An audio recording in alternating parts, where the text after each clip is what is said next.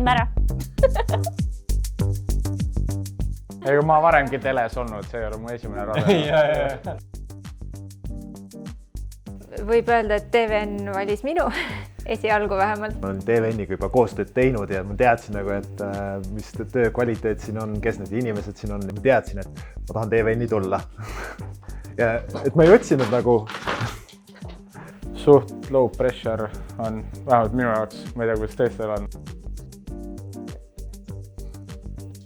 Oli siuke küsimus seal või? TVN on väga kokkuhoidev. Meil on siuke väga vabaduse ja vastutuse kultuur, et kõik, mis sa suudad kliendile ära põhjendada, seda võid ka teha.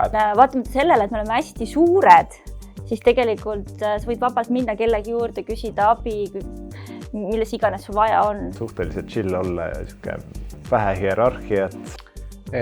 TVN-is on hästi palju erinevaid projekte ja tänu sellele sa näed nii paljudesse erinevatesse valdkondadesse sisse ja see on alati väga põnev.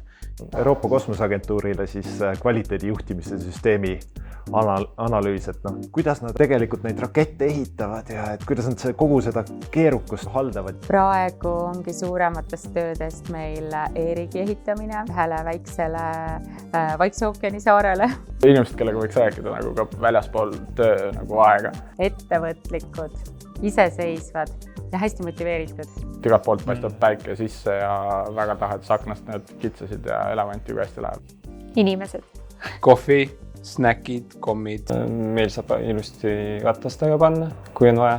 Kihvtid klaasid, mida saab piimjaks lilitada või siis läbipaistvaks tagasi. Jäätis. See ei ole nagu lihtsalt järgmine büroohoone, vaid ikkagi on arvestatud sellega, kes siin töötavad ja mis neil vaja on. Smootid. Aitäh, ma ei lähe mitte kunagi ära.